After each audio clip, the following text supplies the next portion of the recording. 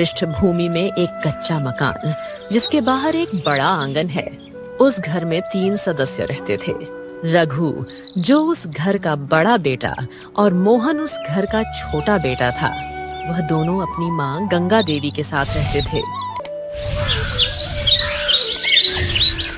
एक दिन रघु अपनी जिंदगी को लेकर बड़बड़ा रहा था। अरे ये भी कोई जिंदगी है? सारा दिन मेहनत मजदूरी में निकल जाता है और आखिर में मिलता क्या है?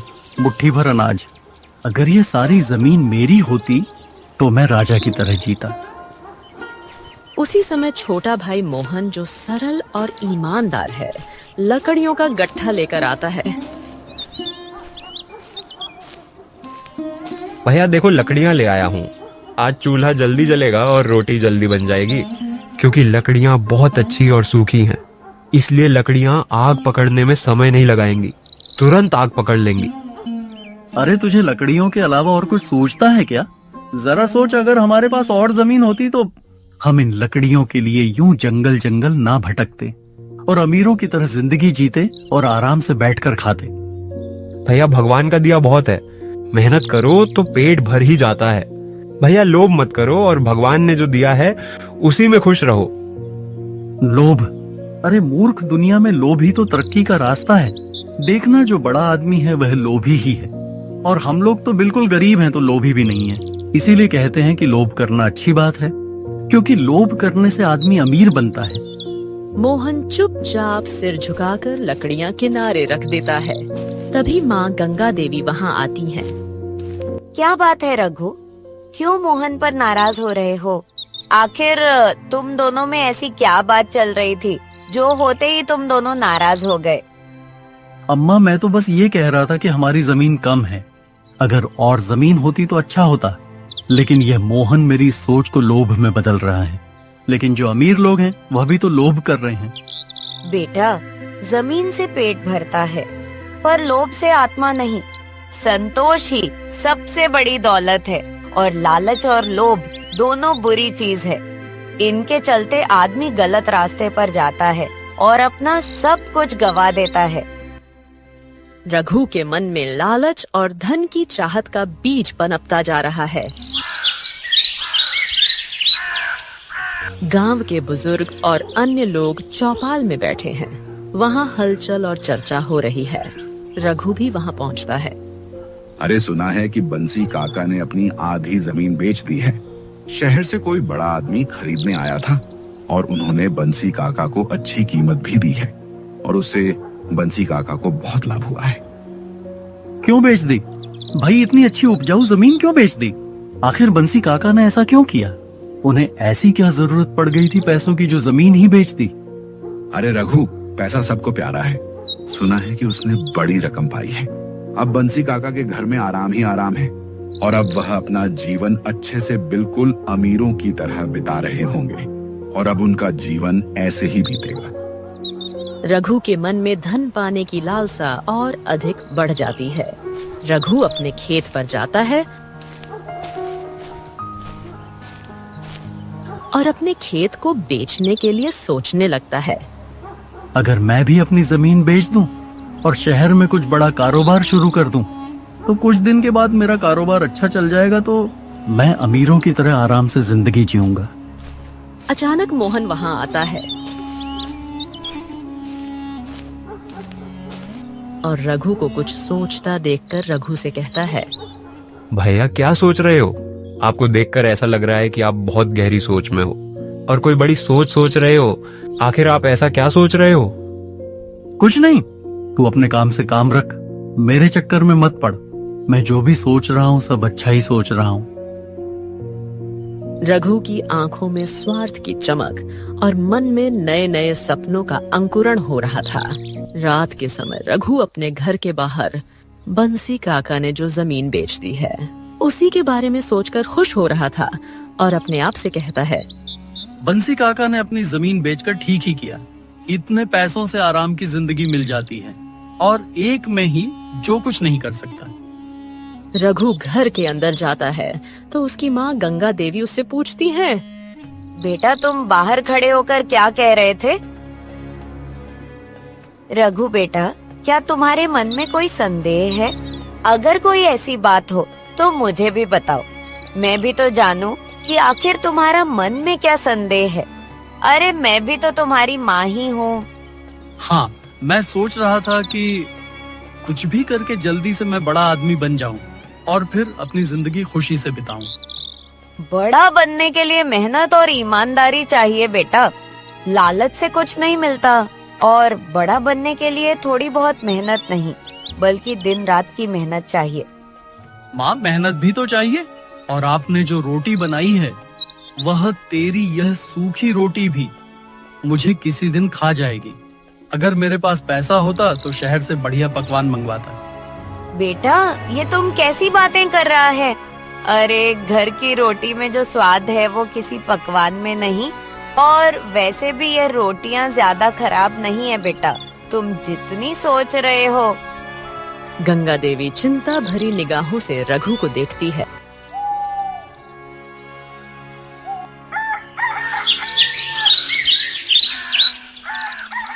अगले दिन सुबह होते ही एक व्यापारी गांव में आता है तो रघु उससे पूछता है, भाई, आखिर तुम कौन हो और मेरे इस गांव में सुबह सुबह क्या करने के लिए आए हो?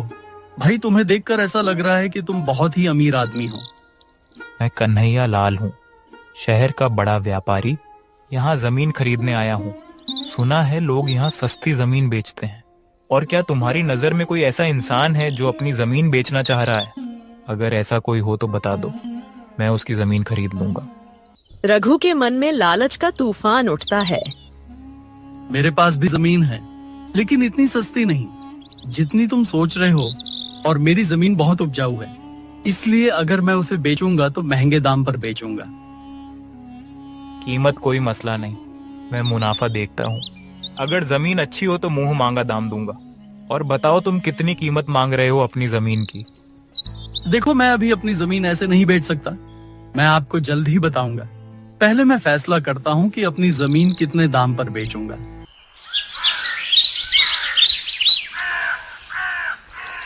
रात के समय रघु और उसके घर के दोनों सदस्य आंगन में खड़े हैं। तभी रघु उन लोगों से कहता है, मोहन, मैंने सोच लिया है, मैं जमीन बेच दूंगा ताकि हम लोगों के पास ज्यादा पैसा आ जाएगा और हम लोग अपना बचा जीवन अच्छे से बिता सकेंगे। क्या कह रहे हो भैया? जमीन हमारी पुश्तैनी है, उसे बेचना ठीक नहीं। उसको बेचकर जो भी पैसे मिलेंगे उनसे हम लोग ज्यादा दिन गुजारा नहीं कर सकते हैं। तो भैया जमीन मत बेचो। तू क्या जाने शहर में पैसा क्या होता है? मैं कोई छोटा आदमी नहीं बनकर रहूंगा और मेरे अमीर होने का बस ये एक ही जरिया है। इसके अलावा कोई ऐसा तरीका भी नहीं है जिससे मैं अमीर बन जाऊं और आराम से जीवन बिता सकूं। भैया, पैसे से सुख नहीं मिलता। हमारी जमीन हमारे जीवन का आधार है, इसी से हमारा घर चल रहा है और हम लोग इतने दिनों से इसी के बदौलत अच्छी जिंदगी जी रहे हैं। अरे हम लोग अमीर नहीं है तो क्या हुआ? आखिर हम लोगों को खाना तो मिल ही रहा है। मूर्ख, तुझे क्या पता तरक्की का मतलब? मैं जमीन बेचूंगा और शहर में दुकान खोलूंगा और फिर कुछ ही दिनों में मैं अमीर आदमी बन जाऊंगा। फिर मेरे जितना अमीर इस पूरी दुनिया में कोई नहीं होगा। बेटा, यह लालच तुम्हें बर्बाद कर देगा, क्योंकि लालच ज्यादा दिन तक नहीं टिकता है और उसी तरह घमंड भी ज्यादा दिन तक नहीं टिकता है। अम्मा, तुम भी पुराने विचारों में अटकी हो। देखना, मैं बड़ा आदमी बनकर दिखाऊंगा। बस एक बार इस जमीन को बेचकर मैं शहर में जैसे कैसे करके दुकान खोल पाऊं। गंगा देवी की आंखों में आंसू आ जाते हैं, लेकिन रघु का दिल पत्थर जैसा हो चुका है। अगले दिन फिर से कन्हैया लाल उसी गांव में आता है। इस बार रघु अकेले नहीं बल्कि और के साथ में खड़े थे। तो रघु भैया, सोच लिया ना जमीन बेचनी है या नहीं? अगर तुम्हें सच में अपनी जमीन बेचनी है तो बताओ, मैं तुमसे बात करूं, नहीं तो मैं कहीं और जाकर किसी दूसरे की जमीन खरीद लूंगा। हाँ साहब, मैंने तय कर लिया है, क्योंकि जमीन पर काम कर पाना मेरे बस में नहीं है, इसीलिए मैं इस बेच ही दूंगा। और ऐसा नहीं है कि मेरी जमीन उपजाऊ नहीं है। अरे, मेरी जमीन बहुत ज्यादा उपजाऊ है। भैया, एक बार और सोच लो, हमारी जमीन ही हमारी पहचान है। उसे बेचना ठीक नहीं। आपको अगर इसे बेच दिया तो पता नहीं आगे हम लोगों को शायद दर दर की ठोकरें खानी पड़े। अरे रघु, पागल हो गया है क्या? पुश्तैनी जमीन यूं ही बेच देगा।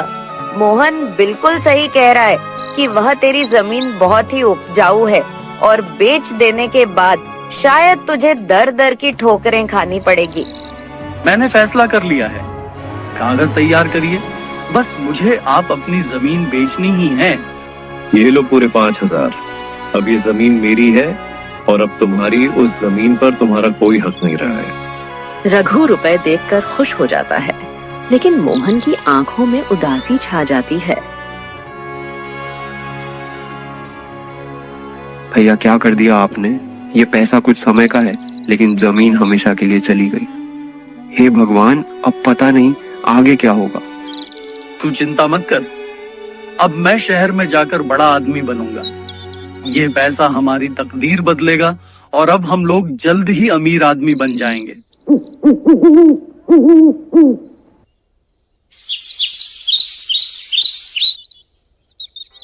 सुबह के समय रघु शहर जाने वाला था। तभी उसकी माँ गंगा देवी आंखों में आंसू लाद कर रघु से कहती है, बेटा, जाने से पहले एक बार सोच ले, शहर की चकाचौंध के पीछे अंधेरा भी है।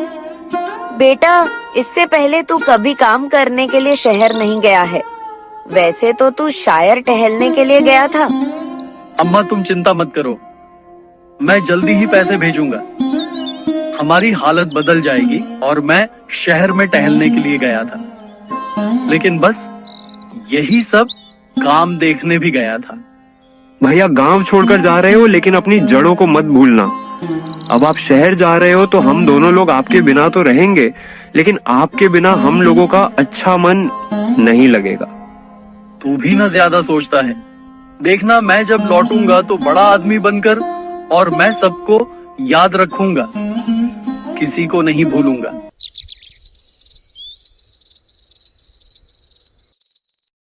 रघु शहर में पहुंचता है तो देखता है वहाँ सब कुछ अलग है। यहाँ तो सब कुछ अलग है, लेकिन मैं हार मानने वाला नहीं। कारोबार शुरू करूंगा और बड़ा आदमी बन जाऊंगा। मैं छोटा आदमी बनकर गांव नहीं लौटूंगा।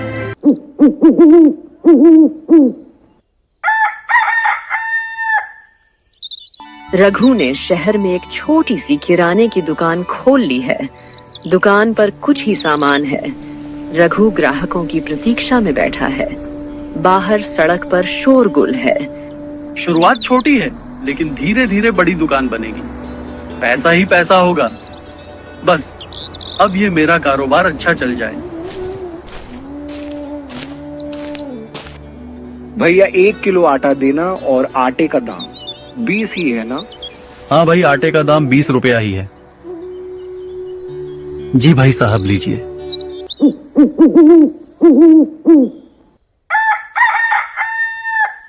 कई दिन बीत जाते हैं। दुकान में ग्राहक कम ही आते हैं। रघु के पैसे तेजी से खत्म हो रहे हैं। इतनी जल्दी आधे पैसे खत्म हो गए। अगर ऐसे ही चलता रहा तो क्या होगा? और अगर पैसे जल्दी खत्म हो गए तो मैं अमीर आदमी नहीं बन पाऊंगा और गरीबी में ही मर जाऊंगा। उसी समय एक स्थानीय दुकानदार हरीश दुकान के सामने से गुजरता तो वह रघु के पास आता है। अरे भाई, नए हो क्या यहाँ? और शहर में मैंने तुम्हें पहले कभी नहीं देखा। हाँ भैया, गांव से आया हूँ। कारोबार जमाने की कोशिश कर रहा हूँ, लेकिन अभी मेरे पास ग्राहक ही नहीं आ रहे हैं। कई दिन हो गए, तब एक ग्राहक आया था। तब से मैं ऐसे ही खड़ा हूँ। यहाँ जमने में बरसों लगते हैं। बड़ा धंधा करने के लिए बड़ी पूंजी चाहिए और बहुत मेहनत चाहिए। तुम में साहस होना चाहिए और ईमानदारी, क्योंकि यहाँ के आदमी बहुत कम लोगों पर भरोसा करते हैं। मुझे भी बरसों लग गए कारोबार को संभालने में, तब जाकर अच्छा और भरोसेमंद आदमी बन पाया हूँ। क्या मतलब? मैं भी तो पैसे लगाकर आया हूँ, और क्या मुझे भी बरसों लग जाएंगे? हाँ भाई, शहर में छोटे दुकानदार की कोई कीमत नहीं। यहाँ या तो बड़ा खेल खेलो या फिर मजदूरी करो। हरीश आगे बढ़ जाता है। रघु की आंखों में निराशा का बादल घिरने लगता है। रात के समय रघु अकेले एक झोपड़ी में बैठा है और खुद से कहता है, अम्मा ठीक कहती थी, संतोष सबसे बड़ी दौलत है। मोहन भी सच कहता था, जमीन हमारी पहचान थी, लेकिन मैंने किसी की बात नहीं मानी और अपनी जमीन बेच दी, और अब यहां मेरा कारोबार भी अच्छा नहीं चल रहा है। वह पुरानी यादों में खो जाता है। गांव का आंगन, मोहन का हंसता चेहरा और माँ की ममता उसकी आंखों के सामने तैरने लगती है। उसकी आंखों में आंसू आ जाते हैं। कुछ महीने बीत जाते हैं। रघु के पास अब पैसे खत्म हो चुके हैं। दुकान पर ताला लगा हुआ है और रघु सड़क के किनारे आंखों में आंसू दिए खड़ा था। मैंने क्या किया? न जमीन रही न पैसा। काश मैंने लालच ना किया होता तो मेरी ये हालत और ऐसी बेबसी ना होती। उसी समय एक ग्रामीण व्यक्ति वहां से गुजरता है। आंखों को देखकर रघु से कहता है, अरे रघु भैया, आखिर आप यहाँ कैसे खड़े हो और गांव जा रहे हो क्या? तू रमेश है ना? मैं यहाँ कई महीनों पहले आया था। कैसे अपने छोटे शब्दों में बताएं? हाँ भैया, गांव में सब परेशान है। अम्मा बीमार है और मोहन अकेले सब संभाल रहा है और मोहन को बहुत परेशानी हो रही है। भाई अम्मा बीमार हैं, मैं क्या कर बैठा? और उनके ऐसे बुरे समय में मैं उनके साथ नहीं हूँ। अरे मैं कैसा बेटा हूँ? मैंने बहुत गलत किया है। मुझे बहुत पछतावा हो रहा है। रघु घर आकर अपने बचे कुचे पैसे इकट्ठे करता है और गांव लौटने का निश्चय करता है। मुझे अम्मा के पास जाना होगा, मोहन से माफी मांगनी होगी। लेकिन मैं काम तो ऐसा किया है कि मुझे छोटा बच्चा तक माफ ना करे, लेकिन वह मेरी अम्मा है और वह मेरा भाई है, शायद माफ कर देगा। वह टूटे दिल और खाली जेब के साथ गांव की ओर रवाना होता है। रास्ते में उसके मन में आत्मग्लानि और पश्चाताप का सैलाब उमड़ रहा है। रघु गांव पहुंचता है तो उसे रामलाल मिल जाता है और रामलाल रघु से कहता है, अरे ये तो रघु है, लौट आया। क्या हुआ रघु? बड़े आदमी बनने का सपना पूरा नहीं हुआ? भाई गलती हो गई। लालच ने सब कुछ छीन लिया और शहर में मेरा काम बिल्कुल भी नहीं चला। भाई हमने तो पहले ही कहा था कि जमीन ना बेचो। पैसा सब कुछ नहीं होता, लेकिन तुमने मेरी और अपने घर वालों की बात नहीं मानी। रघु घर पहुंचता है तो उसकी माँ बैठी है और मोहन पास में ही खड़ा उनकी देखभाल कर रहा है। मोहन रघु को देखकर बहुत खुश होता है और रघु से कहता है, भैया आप वापस लौट आए हो। अरे देखो ना, माँ की तबीयत बहुत खराब रहने लगी है। हाँ भाई, मैं वापस लौट आया हूँ और अम्मा माफ कर दो। लालच ने मेरी आंखें अंधी कर दी थी, लेकिन आप मुझे अपनी गलती का पछतावा हो रहा है। बेटा, लालच ने तुझे अंधा कर दिया था, लेकिन ये अच्छी बात है कि तूने अपनी गलती मान ली। मुझे खुशी हुई कि तुझे अपनी गलती का एहसास हुआ। भैया माँ आपकी राह देख रही थी। मैंने तो उम्मीद ही छोड़ दी थी कि आप लौटेंगे। भैया आप घर में बहुत अच्छा लग रहा है। मुझे माफ कर दे मोहन, मैंने तुझसे बुरा बर्ताव किया, जमीन बेची और सब कुछ खो दिया, लेकिन अब मुझे बहुत अफसोस हो रहा है। भैया कोई बात नहीं, जो हुआ सो हुआ। परिवार से बढ़कर कुछ नहीं। अम्मा, अब मैं कभी लालच नहीं करूंगा। मेहनत से ही जीवन संवरेगा और अब मैं पूरी तरह से बदल गया हूँ। पहले वाला रघु लालच में डूबा था, लेकिन अब मैं मेहनत में डूबूंगा।